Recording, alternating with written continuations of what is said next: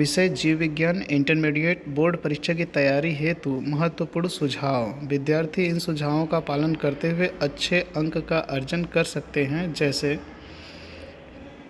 परीक्षा से पूर्व की तैयारी में विद्यार्थी क्या करें। पहला, सिलेबस के आधार पर तथा पाठ्य तथा मॉडल पेपर के पैटर्न को समझ करके पढ़ें। अध्यायों में उपस्थित प्रकरणों से संबंधित फलों चार्ट बना करके अध्ययन करें। उदाहरण के लिए पुष्पी पादपों में लैंगिक जनन यदि समझना है तो इसको इस प्रकार समझ सकते हैं। जैसे आवृत बीजियों का आकर्षक अंग, इसमें दिखाएंगे आप वाह्य दलपुंज, दलपुंज, पुमंग। अब पुमंग में दिखाना होगा कि इसकी इकाई क्या है, तो पता चला पुंकेसर।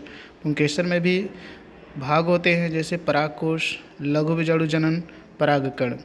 वैसे मादा जननांग अगर फीमेल रिप्रोडक्टिव ऑर्गन्स की बात करेंगे तो उसको बोलते हैं जायांग। अब जायांग में 3 भाग होते हैं, वो है वर्तिकाग्र, वर्तिका, अंडाशय। अब अंडाशय में बीजांड होता है, बीजांड में गुरु बीजाणु होते हैं, मादा युग्म को उद्भिद कहते हैं, भ्रूणकोश में चेंज होता है और अंड कोशिका का निर्माण कर लेता है। प्रतिदिन प्रश्नों के उत्तर लिखने का अभ्यास करें। पढ़े गए अध्याय का रिवीजन करें। रिवीजन जितने अच्छे से किया जाएगा उतने ही कॉन्सेप्ट क्लियर होते जाएंगे और मार्क्स भी उतने अच्छे आएंगे। प्रकरण को रटने के बजाय समझने का प्रयास करें। प्रकरणों से संबंधित चित्रों का अभ्यास करते हुए पढ़ें। पिछले वर्षों का प्रश्न पत्र हल करें, क्योंकि पिछले वर्षों का प्रश्न पत्र हल करने से किस प्रकार के क्वेश्चन आते हैं उसकी पता लग जाता है। पढ़ाई का समय सारणी अवश्य बनाएं, क्योंकि बिना समय सारणी से कुछ विषय पर अधिक तो कुछ विषय पर कम समय मिल जाते हैं। आसान अध्ययन या प्रकरणों को पहले तैयार करें, इससे आत्मविश्वास बढ़ेगा। पॉइंट्स बनाकर पढ़ें, जिससे रिवीजन करने में आसानी होगी। एकाग्रता क्षमता को ठीक रखने के लिए भरपूर नींद और उचित आहार लेना चाहिए। मतलब परीक्षा के समय कुछ विद्यार्थी सो नहीं पाते तो उनको पूर्ण नींद लेना चाहिए ताकि अच्छे से पढ़ाई कर सके। सामूहिक अध्ययन अवश्य करें, जिसको बोलते हैं ग्रुप डिस्कशन बोलते हैं, क्योंकि इससे एक दूसरे से बात करते हुए पढ़ते हैं बच्चे।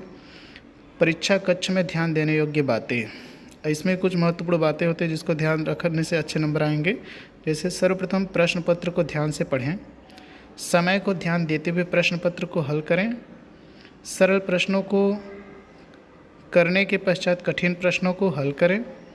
प्रश्नों में आए चित्रों का स्वच्छ तथा स्पष्ट नामांकन करें।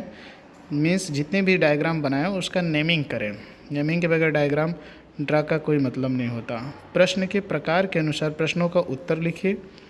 उत्तर पैराग्राफ में अथवा हेडिंग देकर प्रश्न के अनुसार लिखें। संपूर्ण प्रश्नों के उत्तर लिखने के पश्चात उत्तरों का पुनरावलोकन करें। प्रश्न का उत्तर स्पष्ट तथा स्वच्छ राइटिंग में लिखें। प्रश्नों का फ्लो चार्ट के माध्यम से उत्तर देने का प्रयास करें, अर्थात कहने का मतलब कि उसको रिप्रेजेंट अच्छे से करें।